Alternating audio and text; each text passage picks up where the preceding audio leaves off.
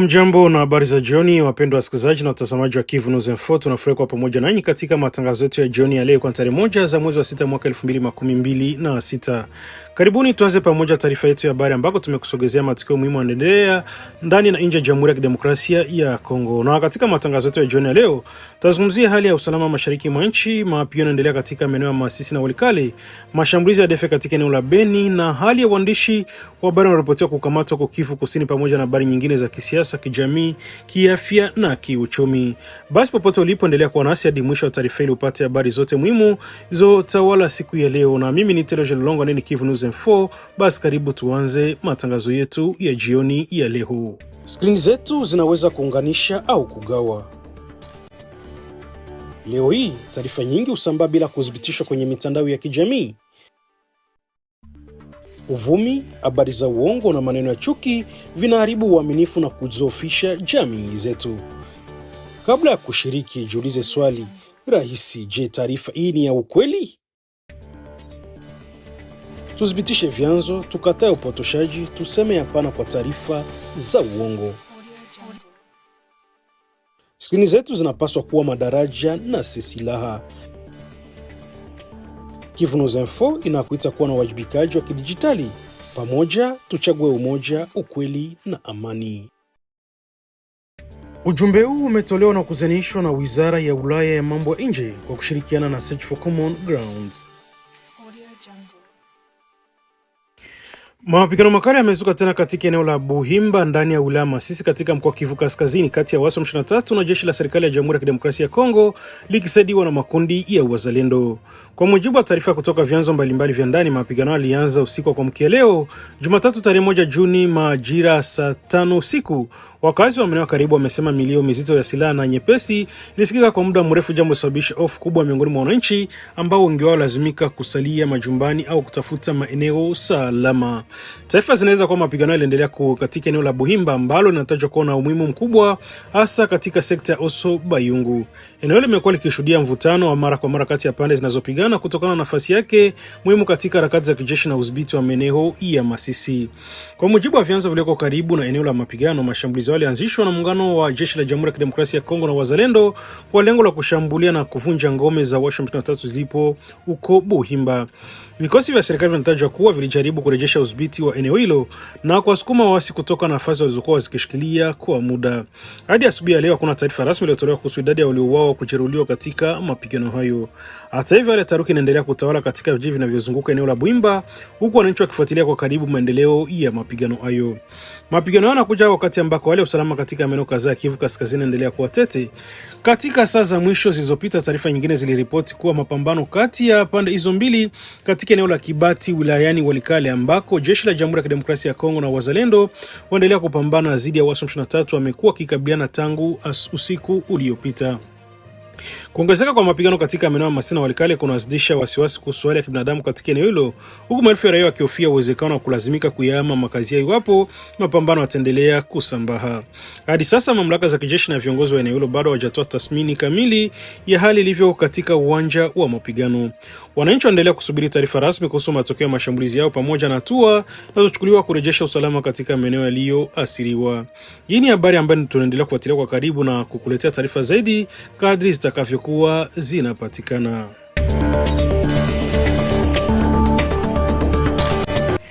Hali ya huzuni, simanzi na hofu inaendelea kutawala katika mji wa Beni pamoja na maeneo ya jirani baada ya mashambulizi mapya yaliyotekelezwa na waasi wa ADF na kusababisha vifo vya watu wasiopungua 21. Taarifa kutoka eneo zinaonyesha kuwa mashambulizi hayo hayakuasiri tu mji wa Beni pekee, bali pia vijiji vya Vemba na Musungulungwende vipo pembezoni mwa mji huo. Katika maeneo waasi hao walivamia raia wasio na hatia na kutekeleza mauaji ya kikatili, hali ambazo zimezua taharuki kubwa miongoni mwa wakazi. Miongoni mwa wale waliopatikana hadi sasa, watu 8 waliuawa katika mtaa wa Ngadi usiku uliopo katika mji wa Beni. Mili mingine iligunduliwa katika maeneo ya mashambani ambako wakazi wengi walikuwa wamejenga vibanda vya muda kwa ajili ya shughuli za kilimo. Baada ya mashambulizi yao, vijana wa kujitolea walijikusanya na kwa ujasiri mkubwa na kuingia katika maeneo yaliyoshuhudiwa ili kutafuta manusura na kukusanya mili ya waliouawa. Kazi hiyo ilifanyika katika mazingira magumu na yenye hatari kubwa kutokana na hofu ya uwepo wa waasi katika maeneo ya karibu. Mashuhuda walikuwa sehemu ya operesheni ya kutafuta mili wanasema walikuta baadhi ya wasirika wakiwa wameuawa kwa mapanga, huku wengine wakionekana kuuawa kwa risasi. Mili hiyo ilikusanywa na kusafirishwa kuelekea Beni na Oicha kwa ajili ya maandalizi ya mazishi. Kijana mmoja aliyeshiriki katika zoezi hilo alieleza kuwa kwa huzuni kwa kuwa walikuta mili kadhaa karibu ya vibanda vya wakulima vilioko mashambani.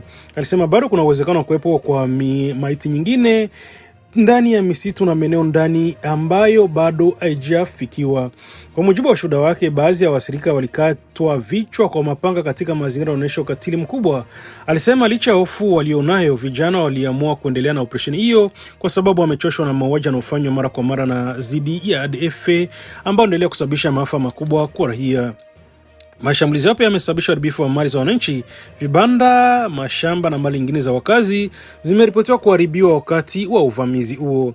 Hata hivyo, kiwango kamili cha uharibifu bado hakijafahamika kutokana na ugumu wa kufika baadhi ya maeneo yaliyoshambuliwa. Katika mji wa Beni, familia nyingi zimejikuta katika maombolezo makubwa, huku baadhi ya wananchi wakilia wapendwa wao waliopoteza maisha. Hali ya huzuni inaonekana katika vitongoji mbalimbali vya mji huo ambako wakazi wanaendelea kupokea taarifa za ndugu waliouawa au kupotea. Wakati huo kuna hofu kwamba idadi ya vifo inaweza kuongezeka katika siku zijazo. Wakazi wanaamini kuwa operesheni za kuepuka misitu na maeneo ya ndani inaweza kufichua mili mingine na ya waathirika ambao bado haijapatikana. Jumapili ilishuhudia maandamano ya ghafla ya wananchi waliokuwa wakionyesha hasira zao kutokana na kuendelea kwa mauaji hayo. Waandamanaji walitaka hatua madhubuti zaidi zichukuliwe ili kuwalinda raia na kumaliza kabisa tishio la ADF katika eneo la Beni. Ingawa hali ya utulivu inaonekana kurejea kwa sasa, viongozi kadhaa na makundi ya kiraia na shinikizo wametangaza siku ya maombolezo ya pamoja itakayofanyika Jumatano ijayo kwa ajili ya kutambuka waathirika wa mashambulizi hayo. Mashambulizi haya yanatokea wakati ambako waasi wa ADF wanaongeza shughuli zao katika maeneo ambayo zamani alikuwa ngome zao, lakini baadaye alichukuliwa na jeshi la FARDC. Katika kipindi cha miezi mmoja uliopita, waasi hao wamekuwa wakitekeleza mashambulizi ya kushtukiza katika njia na vijiji mbalimbali, wakitumia mbinu zao za zamani za kuua na mapanga, visu na silaha za moto. Kwa zaidi ya mwongo sasa, hususan tangu mwaka 2019 na ine kumrazi, ADF endelea kuwa moja makundi hatari zaidi katika mashariki mwa Jamhuri ya Kidemokrasia ya Kongo. Licha operesheni nyingi za kijeshi zinazofanywa dhidi yao, kundi hilo bado endelea kusababisha maafa makubwa ya kibinadamu, vifo vya raia na mawimbi la watu kuyakimbia makazi yao. Wananchi wa Beni na maeneo jirani sasa endelea kuomba hatua za haraka na madhubuti zichukuliwe ili kuimarisha usalama na kuzuia mashambulizi mengine ambayo yanaendelea kugharimu maisha wa watu wasiokuwa na hatia karibu kila siku.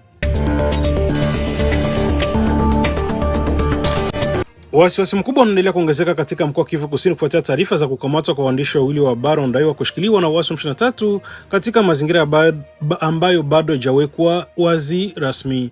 Tukio hilo limezua hofu kubwa miongoni mwa wanahabari na watetezi wa uhuru wa vyombo vya habari katika eneo la mashariki mwa Jamhuri ya Kidemokrasia ya Kongo. Kwa mujibu wa taarifa zilizotolewa na vyanzo mbalimbali vya wanahabari na wanaharakati wa haki za binadamu, mmoja wa waandishi aliyokamatwa ni Bi Jeanne Judith Yasina ambaye anatajwa kuwa mkurugenzi wa Radio 7 na taarifa hizo eleza kuwa kwa sasa anashikiliwa katika mabusu ya Desert Kivu Kusini. Ripoti zinaeleza kuwa kukamatwa kwake kunahusishwa na madai kwamba alikataa kujiunga kushirikiana na kundi la waasi wa M23. Hata hivyo, kuna tamko rasmi lililotolewa na mamlaka husika kudhibitisha sababu halisi ya kukamatwa kwake. Taarifa hizo zinaendelea kudai kwamba mume wake Crispin Kashala, ambaye anatambulishwa kama mmoja wa watu wanaohusishwa na timu ya mawasiliano ya M23 pamoja na mwanzilishi wa Radio 7, ndiyo aliyeripotiwa kuhusika katika hatua zinazopelekea kukamatwa kwake hivi wiki moja iliyopita kumrazi.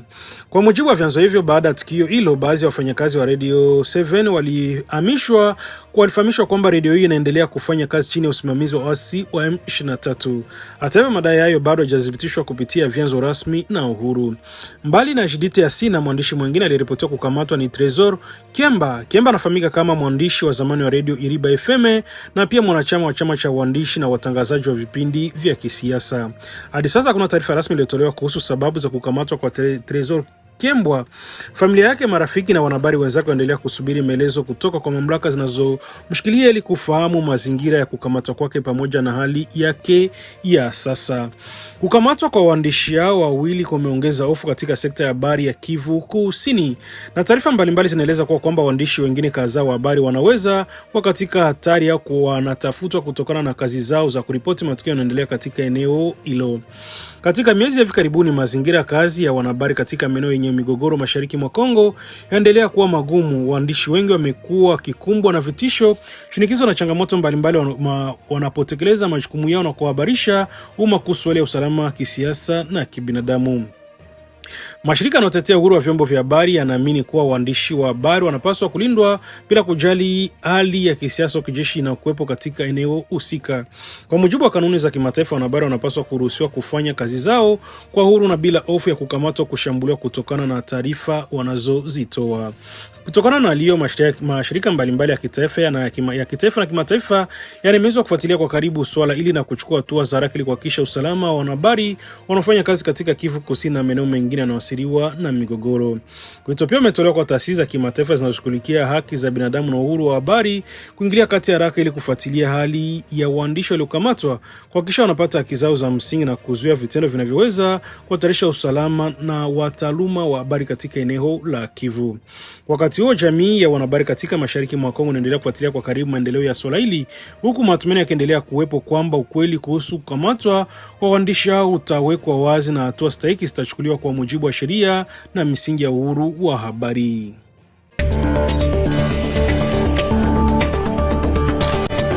Wasiwasi mkubwa umetanda katika wilaya Ruchuru mkoani Kivu Kaskazini baada ya taarifa za kutekwa nyara kwa mapadri wawili wa kanisa Katoliki pamoja na wanandoa wapya katika eneo la Mabenga karibu na hifadhi ya taifa ya Virunga. Kwa mujibu wa taarifa za awali kutoka vyanzo vya kanisa Katoliki, tukio lilitokea mchana wa tarehe 13 Mei wakati mapadri walikuwa wakiwa safarini kutoka Kanyabayonga kuelekea maeneo mengine ya huduma zao za kiuchungaji. Waliohusika katika tukio hilo ni Padri Joachim Kawaya na Padri Jedeo Bahati, na taarifa zinaeleza kuwa wawili hao walikuwa wameondoka Kanyabayonga asubuhi ya siku hiyo kabla ya kuzuiliwa njiani na watu wenye silaha katika eneo la Mabenga ambako liko karibu na Virunga na hifadhi ya Virunga huko. Kwa mujibu wa mashuhuda na taarifa zilizokusanywa kutoka kwa viongozi wa kidini, watu hao wenye silaha waliwateka mapadri hao pamoja na wanandoa wachanga waliokuwa sehemu ya familia ya Padri Joachim Kawaya. Inaelezwa kwamba wanandoa wao walikuwa wamefunga ndoa hivi karibuni na walikuwa katika safari pamoja na familia yao wakati wa tukio hilo. Habari za kutekwa kwao zimeleta huzuni kubwa katika jamii ya waumini wa kanisa Katoliki pamoja na wakazi wa Ruchuru ambao wamekuwa wakikabiliwa na changamoto za kiusalama kwa miaka mingi kutokana na uwepo wa makundi mbalimbali yenye silaha katika eneo hilo. Taarifa za awali zinaonyesha kuwa baada ya kutekwa, mateka wao walazimishwa kutembea kwa miguu kuelekea maeneo ya msituni chini ya ulinzi wa watekaji hao. Hata hivyo, hali ya Padri Joachim Kawaya iliripotiwa kuwa mbaya baada ya kupata mateso ya kimwili wakati wa safari hiyo ya lazima. Vyanzo vya kanisa vinaeleza kwa padri huyo alipigwa na watekaji wake kabla ya kushindwa kuendelea na mwendo waliokuwa wamewekwa mateka. Kutokana na hali yake ya uchovu na majeraha aliyokuwa nayo, alidaiwa kwamba watekaji waliamua kumuacha ndani ya msitu. Baada ya kuachwa huko, Padri Joachim Kawaya alifanikiwa kutafuta njia kujinusuru na hatimaye kufika katika eneo la Ruchuru. Taarifa zinaeleza kuwa alipokelewa na watu waliomsaidia na kupelekwa mahali salama ambako anapatiwa huduma za uangalizi unaohitajika. Kule kwake kumetoa ufaini kwa familia yake, waumini na viongozi wa kanisa, ingawa bado kuna maswali mengi kuhusu mazingira ya tukio hilo na hatima ya watu wengine waliotekwa pamoja naye. Kwa upande mwingine, hatima ya Patrick Gedeon Bahati pamoja na wanandoa wao wapya bado julikani hadi sasa. Hakuna taarifa rasmi zilizotolewa kuhusu mahali walipo wala hali yao ya kiafya na usalama. Kutoka kwao kumeongeza hofu miongoni mwa familia zao, waumini wa kanisa na wakazi wa eneo hilo ambao wanaendelea kusubiri habari zote zitakazoweza kutoa matumaini ya kupatikana kwao wakiwa hai. Tukio hilo limefufua tena mjadala kuhusu hali ya usalama katika maeneo yanayozunguka hifadhi ya Virunga na sehemu mbalimbali za Ruchuru. Eneo hilo limekuwa likishuhudia visa vya utekaji nyara, mashambulizi ya makundi yenye silaha na vitendo vya uhalifu vinavyolenga raia kwa muda mrefu. Mara nyingi wasafiri wanaopita katika barabara zinazounganisha Kanyabayonga, Ruchuru na maeneo mengine ya Kivu Kaskazini wamekuwa wakikumbana na hatari za kushambuliwa au kutekwa nyara, hasa katika maeneo ya misitu na sehemu zenye udhibiti ndogo wa vikosi vya usalama. Viongozi wa dini na mashirika ya kiraia wamekuwa wakitoa wito mara kwa mara kwa mamlaka za usalama kuimarisha ulinzi katika maeneo ili kulinda raia pamoja na watumishi wa dini wanaotekeleza majukumu yao ya kiuchungaji. Wakati huo waamini ya kanisa Katoliki katika maeneo mbalimbali ya Kivu Kaskazini wameanza kufanya maombi maalum wakimwombea Padri Gedeon Bahati na wanandoa waliotekwa ili waweze kupatikana salama na kurejea kwa familia zao. Hadi sasa hakuna kundi lililojitokeza hadharani kudai kuhusika na tukio hilo. Uchunguzi unaendelea huku familia za waathirika, viongozi wa kanisa na wakazi wa Ruchuru wakisubiri kwa hamu taarifa zaidi kuhusu hatima ya watu hao ambao bado hawajajulikana walipo. Hatua muhimu imepigwa katika vita dhidi ya ugonjwa wa Ebola nchini Jamhuri ya Kidemokrasia ya Kongo baada ya kufunguliwa rasmi kwa kituo kipya cha matibabu ya Ebola chenye uwezo wa kuhudumia wagonjwa 42 kwa wakati mmoja katika mji wa Bunia mkoani Ituri. Kufunguliwa kwa kituo hicho kunakuja wakati ambako mamlaka za afya zinaendelea kuimarisha mfumo wa ufuatiliaji, kinga na matibabu ya wagonjwa wa mlipuko ili kuzuia kuenea kwa Ebola, ugonjwa ambao umeweza kusababisha maelfu ya vifo katika maeneo mbalimbali ya mashariki mwa nchi katika miaka iliyopita. Kituo hicho kipya kimejengwa ndani ya jengo la watoto, ilikuwa sehemu ya kituo cha tiba cha Kiinjili cha Bunia. Baada ya kufanyiwa marekebisho makubwa na kuweka vifaa maalumu vya matibabu ya Ebola, jengo hilo limebadilishwa kuwa kituo maalumu cha kupokea, kutenga na kutibu wagonjwa wanaoshukiwa au kuthibitishwa kuwa na ugonjwa huo wa Ebola. Taarifa kutoka sekta za afya zinaeleza kuwa wagonjwa wa kwanza tayari walikuwa wameanza kupokelewa katika kituo hicho tangu siku ya uzinduzi wake rasmi. Anaonyesha umuhimu wa haraka wa kuimarisha huduma za afya katika eneo hilo la Ituri ambalo mara kadhaa linakabiliwa na vitisho vya mlipuko wa ugonjwa huo hatari. Mradi huo umefanikishwa kupitia ushirikiano wa kiafya kati ya Waziri ya Afya ya Jamhuri ya Kidemokrasia ya Kongo na Shirika la Afya Duniani pamoja na mashirika mbalimbali ya kibinadamu wanaofanya kazi katika sekta ya afya nchini. Washirika wamekuwa wakitoa msaada wa kifedha, vifaa vya matibabu, mafunzo kwa wahudumu wa afya na wataalamu wa kiufundi ili kuhakikisha wagonjwa wanapata huduma bora na salama katika mazingira yanayokidhi viwango vya kimataifa vya kupambana na ugonjwa huo na maambukizi zaidi. Kwa sasa kituo hicho kina vitanda 42 vilivyotengwa kwa ajili ya wagonjwa wanaothibitishwa kuwa na Ebola pamoja na wale wanaoshukiwa kuwa wameambukizwa ugonjwa huo. Mfumo huo umetenganisha wagonjwa unalenga kuzuia maambukizi zaidi na kurahisisha ufuatiliaji wa kila mgonjwa kulingana na hali yake. Hata hivyo, viongozi wa afya wameeleza kuwa uwezo wa kituo hicho unaweza kuongezwa kwa haraka endapo kutapokea ongezeko la wagonjwa. Mpango uliopo unaruhusu kituo hicho kupanuliwa kutoka vitanda 42 hadi kufika vitanda 60 iwapo mahitaji yataongezeka katika siku zijazo. Mbali na hilo, ujenzi wa jengo lingine la ziada unaendelea karibu na kituo hicho. Jengo hilo linatarajiwa kuongeza uwezo wa kuhudumia wagonjwa wengi zaidi na kuboresha mazingira ya kazi kwa madaktari, waaguzi na wahudumu wengine wa afya wanaoshiriki katika mapambano dhidi ya Ebola. Wataalamu wa afya wanaamini kuwepo kwa kituo hicho kipya kutadia kwa kasi kikubwa kupunguza hatari na kusambaa kwa ugonjwa huu katika Ituri na maeneo jirani. Kupatikana kwa huduma za matibabu karibu na wananchi kunarahisisha utambuzi wa mapema na wagonjwa na kusogeza nafasi za kuokoa maisha. Kutokana na historia hiyo, mamlaka za afya zinaendelea kusisitiza umuhimu wa wananchi kuripoti mapema dalili zinazoshukiwa kuwa na Ebola, kufuata maelekezo ya wahudumu wa afya na kuepuka kugusa wagonjwa au mili ya watu waliofariki bila tahadhari zinazohitajika. Ufunguzi wa kituo kipya cha matibabu mjini Bunia unaonekana kama hatua muhimu katika kuimarisha uwezo wa mkoa wa Ituri kukabiliana na mlipuko wa Ebola na wagonjwa wengine wa dharura wa afya ya umma. Viongozi wa afya wana matumaini kwamba uwekezaji huu utasaidia kuokoa maisha wengi na kuimarisha usalama wa kiafya kwa wananchi wa eneo hilo na taifa kwa ujumla.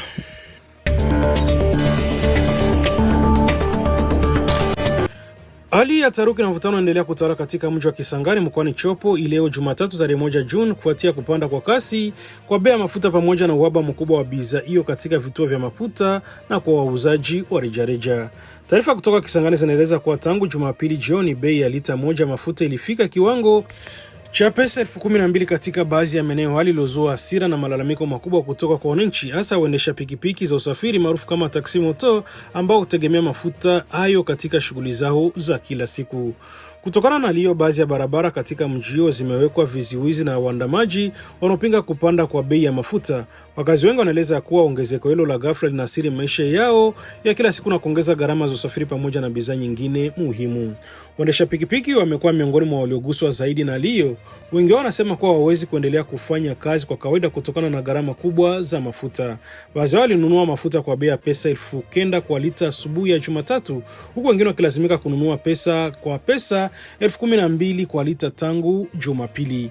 Madereva wanaeleza kuwa tofauti kubwa ya bei kutoka eneo moja hadi jingine inaonyesha kuwepo hali ya sitofahamu katika usambazaji wa mafuta. Wanasema leo imefanya iwe vigumu kupanga gharama za usafiri na kupata faida kutokana na shughuli zao. Katika maeneo mengine ya Kisangani, vituo kadhaa vya mafuta vinaendelea kubaki vimefungwa. Leo imeongeza wasiwasi kwa wananchi wanaofia kuwa uhaba huo unaweza kudumu kwa muda mrefu zaidi na kuathiri sekta mbalimbali za kiuchumi. Kutokana na kufungwa kwa vituo hivyo, wananchi wengi wamekuwa kikimbilia kwa wauzaji binafsi wa mafuta, jambo ambalo limechangia kupanda zaidi kwa bei kutokana na ongezeko la mahitaji na upungufu wa bidhaa sokoni. Taarifa zinaonyesha kuwa malori kadhaa ya kubeba mafuta yanayomilikiwa na wafanyabiashara wa mafuta kutoka mashariki mwa Jamhuri ya Kidemokrasia ya Kongo yamekwama katika eneo la kilomita 23 nje kidogo ya mji wa Kisangani. Hadi sasa sababu rasmi za kuliwa kwa malori hayo bado hazijajulikana. Kutokufika kwa mafuta hayo mjini kunachukuliwa kuwa moja sababu zinazochangia uhaba unaoendelea kushuhudiwa katika mji huo. Ili kutafuta suluhisho la haraka, viongozi wa sekta ya mafuta walifanya kikao na mamlaka za mkoa Chopo siku ya Jumapili. Lengo la mkutano lilikuwa ni kujadili chanzo cha tatizo hilo na kutafuta njia za kurejesha hali ya kawaida katika usambazaji wa mafuta. Mamlaka za mkoa zimeonyesha nia kuingilia kati na ili kudhibiti hali hiyo. Gavana wa Chopo ametangaza kuwa atafanyia ziara katika vituo mbalimbali vya mafuta ndani ya Kisangani kwa lengo la kufuatilia mwenendo wa bei na kuhakikisha sheria za biashara za mafuta zinaheshimiwa. Tunaona kuja wakati ambako wananchi wanataka serikali kuchukua hatua za haraka dhidi ya vitendo vya kupandisha bei kiolela vinavyoweza kuwa vinafanywa na baadhi ya wafanyabiashara wanaotumia uhaba huo kupitia kujipatia faida kubwa. Kwa upande wao, vyama vya waendesha pikipiki vimechukua msimamo mkali na kwa kutangaza kusimamisha huduma za usafiri wa pikipiki kwa siku nzima ya Jumatatu. Uamuzi huo umeathiri maelfu ya wakazi wanaotegemea usafiri huo na kufika kazini, shuleni na katika shughuli nyingine za kila siku. Kusimama kwa usafiri wa pikipiki kumefanya baadhi ya maeneo ya Kisangani kushuhudia ugumu wa usafiri, huku wananchi wakilazimika kutembea kwa miguu na kutafuta njia mbadala za usafiri.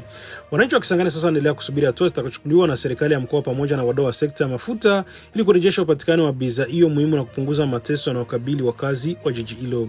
Huku mvutano ukiendelea, macho yote yanaelekezwa kwa mamlaka husika kuona kama zitafanikiwa kupata suluhisho na la kudumu kwa tatizo hilo ambalo limeathiri maisha ya kila siku ya maelfu ya watu. Na kufika hapo ndipo tunahitimisha matangazo yetu ya jioni ya leo kwa tarehe 1 za mwezi wa 6 mwaka 2026 kupitia Kivu News Info. Na tunashukuru sana kwa kuwa nasi kuanzia mwanzo hadi mwisho wa matangazo yetu na kwa kuendelea kutuamini kama chanzo chako cha habari za ukweli na zenye kuaminika. Basi tuendelea kukuletea habari za haraka, uchambuzi na matukio muhimu endelea ndani ya Jamhuri ya Kidemokrasia ya Kongo, Afrika na dunia kote, na usisahau kutembelea kurasa zetu mbalimbali za kijamii ili kuendelea kufuatilia habari za kila siku na kwa wakati. Basi kwa niaba ya timu nzima Kivu News Info tunakutakia jioni njema, afya njema na usalama popote ulipo, na mimi ni Ite Eloge Lulonga na asante sana kwa kutusikiliza na kuendelea kuwa sehemu ya familia ya Kivu News Info. Na vile vile kabla sijatimisha matangazo yetu niendelee kukumbusha wewe ndio kwa mara kwanza unakutana nasi kupitia mtandao wa YouTube. Basi kabla ya kuondoka ningekuomba na kusifu kitu kimoja, hakikisha umesubscribe, kulike, comment na kushare. Na kwa lugha unasema kujabone kwa vile vile na kupartager kuendelea kusambaza habari kwa walio wengi zaidi. Na basi kama tayari umeshafanya hivyo, acha tuendelee kusema asante sana kuchagua Kivu News Info kama kituo chako chema cha matangazo. Basi bye bye, kwa heri na tuonane tena katika taarifa zetu za kesho asubuhi kwa mapenzi ya Mwenyezi Mungu. Bye bye, baki salama, chahu. Screen zetu zinaweza kuunganisha au kugawa. Leo hii taarifa nyingi husambaa bila kuthibitishwa kwenye mitandao ya kijamii.